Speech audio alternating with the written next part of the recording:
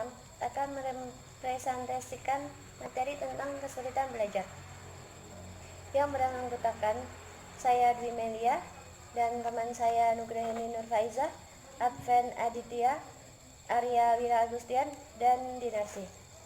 Baiklah, saya akan menjelaskan materi tentang pengertian kesulitan belajar. Prestasi belajar yang memuaskan dapat diraih oleh setiap peserta didik jika mereka dapat belajar dengan wajar dan terhindar dari berbagai ancaman, hambatan, dan gangguan dalam belajar. Tetapi, ancaman, gangguan, dan hambatan tersebut pasti dapat terjadi pada setiap siswa. Dan pasti setiap peserta didik mengalami hal tersebut, sehingga mereka mengalami kesulitan dalam belajar. Kesulitan belajar merupakan suatu kondisi di mana peserta didik tidak belajar secara wajar dan mengalami berbagai ancaman, hambatan, gangguan dalam proses belajarnya. Dampak dari kesulitan belajar yaitu berfungsinya kemampuan kognitif namun di bawah rata-rata. Selanjutnya, memiliki self-image yang buruk sehingga mengalami kesulitan dalam berteman. Selanjutnya yaitu cenderung kesulitan dalam mengikuti petunjuk yang memiliki banyak langkah atau kompleks. Selanjutnya, dalam menyelesaikan tugas-tugas sering terlambat dibandingkan teman seusianya. Selanjutnya, dampaknya yang lain yaitu orang yang kesulitan dalam belajar, mereka kadang akan mengalami yang namanya tidak naik kelas. Selanjutnya, daya tangkap mereka terhadap pelajaran itu lambat dan rata-rata prestasi belajarnya biasanya kurang dari 6. Selanjutnya, memiliki daya ingat yang memadai namun lambat dalam mengingat. Selanjutnya, menguasai suatu keterampilan dengan lambat. Selanjutnya, terbatasnya kemampuan koordinasi. Saya akan menyampaikan dampak slow learner dari kelompok 6. Yang pertama, dampaknya yaitu memiliki kesulitan dengan pola pikir atau penalaran yang lebih kompleks. Yang kedua, kesulitan dalam mempelajari dan memahami konsep-konsep baru. Yang ketiga, anak yang lambat belajar seringkali tidak terdeteksi karena mereka bukanlah anak yang tidak mampu atau mengalami kesulitan belajar, serta tidak menunjukkan adanya kelainan pada perkembangannya. Terus selanjutnya, penanganan slow learner pertama membangun pemahaman dasar mengenai konsep baru yang lebih penting daripada menghafal dan mengingat materi. Yang kedua, demonstrasi atau peragaan dan petunjuk visual lebih efektif. Yang ketiga, konsep atau pengertian-pengertian disajikan secara sederhana. Yang keempat, berikan dorongan kepada orang tua untuk terlibat dalam pendidikan anaknya di sekolah. Yang kelima, untuk mengantarkan pengajaran materi baru, maka kaitkan materi tersebut dengan materi yang telah disampaikan sehingga familiar untuknya. Selanjutnya, penanganan yang keenam, pengulangan isi materi dengan penguatan kembali melalui aktivitas praktek dapat membantu proses generalisasi dalam memahami materi yang diajarkan sangat dibutuhkan dibandingkan dengan teman sebayanya yang berkemampuan rata-rata. Yang ketujuh, waktu penyampaian materi pelajaran tidak panjang dan pemberian tugas lebih sedikit dibandingkan dengan teman-temannya. Yang kedelapan, pembimbingan secara individual atau privat bertujuan untuk membantu optimis terhadap kemampuan dan harapan dicapai secara realistik. Selanjutnya, jangan memaksa anak berkompetisi dengan anak yang memiliki kemampuan lebih tinggi. Belajar bersama dapat mengoptimalkan pembelajaran, baik bagi anak berprestasi maupun tidak. Yang terakhir, pemberian tugas terstruktur dan konkret.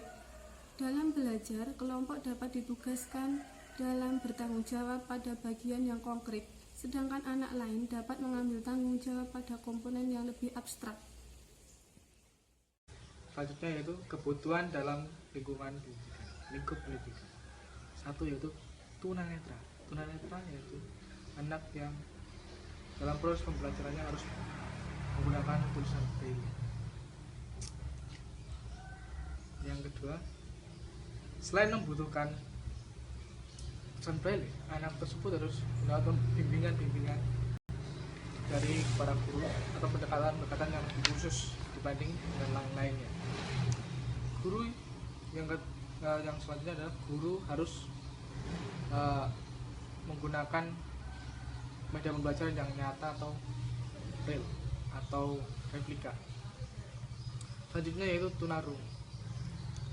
Dalam segi pelayanan anak tunarungu itu mereka bisa sama seperti anak yang lainnya, hanya mereka perlu pendekatan dari seorang gurunya, dan guru tersebut harus bisa berbicara dengan bahasa isyarat atau bahasa tubuh dan bahasa yang dia gunakan. Yang selanjutnya yaitu anak tunagrahita. Anak tunagrahita memerlukan pelayanan khusus dibandingkan dengan anak yang lainnya karena mereka dalam proses pembelajaran yang sangat lambat. Yang selanjutnya adalah anak tunagrahita itu harus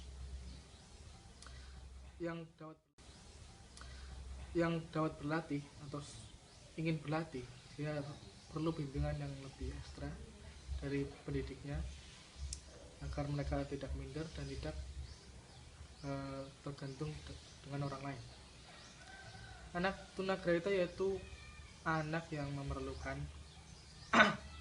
atau yang memiliki keterbatasan intelijensi yang di bawah anak pada umumnya. Kapasitas atau kapasitas yang atau macam-macam anak tunagrahita yaitu dispesifikasikan. Satu yaitu di golongan ringan itu jika IQ-nya 65 sampai 80. IQ sedang itu 50 sampai 65 sampai 65. Dan IQ yang berat itu adalah kategori berat itulah 35 sampai 60.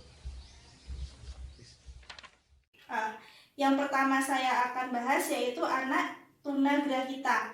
Anak tunagrahita yaitu anak yang memiliki keterbelakangan mental atau IQ di bawah rata-rata. Yang pertama, anak tunagrahita memerlukan pendekatan yang berbeda dengan anak-anak pada umumnya karena kecepatan proses penerimaan pengetahuan tentu lebih lambat. Nah, ini di sini anak tunagrahita yang mampu didik. Yang kedua, akan tetapi bagi anak tunagrahita yang mampu didik, maka perlunya mereka mendapatkan latihan-latihan bina diri untuk dapat membantu dirinya lebih mandiri dan tidak tergantung pada orang lain. Jadi anak tunagrahita itu juga bisa melakukan apa-apa sendiri, karena yang kita lihat selama ini anak tunagrahita itu apa-apa dibantu gitu. Nah, kalau di sini kalau yang anak tunagrahita mampu didik, dia bisa melakukannya sendiri, tetapi akan lebih lambat pembelajarannya dibandingkan dengan anak-anak yang IQ-nya normal atau rata-rata. Yang ketiga, untuk menyebut anak tunagrahita pada dasarnya memiliki arti yang sama, yaitu menjelaskan tentang anak yang memiliki keterbatasan intelijensi di bawah rata-rata. Yang keempat, klasifikasi berdasarkan tingkat intelijensi adalah ringan, itu anak yang IQ 65 sampai 80. Yang sedang IQ 50 sampai 65. Dan yang berat IQ 35 sampai 50. Selanjutnya adalah tunadaksa. Tunadaksa adalah anak yang memiliki kecacatan dalam fisik, seperti tangannya tidak ada atau kelebihan fisik dan sebagainya. Yang pertama, anak tunadaksa mengalami gangguan pada anggota gerak, namun pada umumnya anak-anak tunadaksa tidak mengalami permasalahan kemampuan intelijensi. Nah, jadi anak tunadaksa ini hanya pada fisiknya saja. Kalau untuk intelijensi atau IQ dia normal seperti kita. Yang kedua, anak tunadaksa tumbuh dengan kondisi tubuh yang bermasalah. Tentu hal tersebut sedikit banyak akan mempengaruhi perkembangan sosial emosionalnya. Yang ketiga, anak tunadaksa rawan akan berperilaku minder, menutup diri, dan bahkan rawan bullying. Nah, biasanya anak-anak yang seperti ini itu dia akan minder karena dia merasa dirinya itu berbeda dengan orang lain. Ya, karena cacat tadi seperti itu. Yang keempat, tidak setiap anak tunadaksa dapat menulis dengan baik dikarenakan kondisi motorik halus yang tidak memungkinkan. Terima kasih. Baiklah, sekarang saya akan menjelaskan bagian tentang anak cerdas dan berbakat istimewa. Anak cerdas dan berbakat istimewa lebih ditekankan pada perkembangan aspek tertentu, di mana mereka mengalami perkembangan yang lebih cepat dibanding anak-anak seusianya. Oleh karena itu, anak dengan kecerdasan dan bakat istimewa memerlukan layanan khusus untuk menunjang aspek-aspek perkembangannya yang sangat pesat. Anak dengan kecerdasan dan bakat istimewa akan mendapat prestasi lebih tinggi dibanding anak lain yang seusianya. Namun, tentu dapat berakibat fatal jika mereka mengalami kegagalan.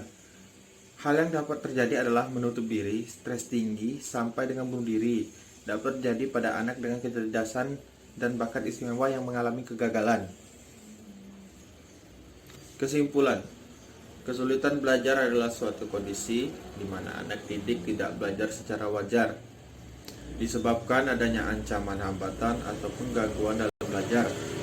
Ada beberapa dampak dari kesulitan belajar, antara lain memiliki kesulitan dengan pola pikir atau penalaran yang lebih kompleks, kesulitan dalam mempelajari dan memahami konsep-konsep baru, dan anak yang lambat belajar atau slow learner.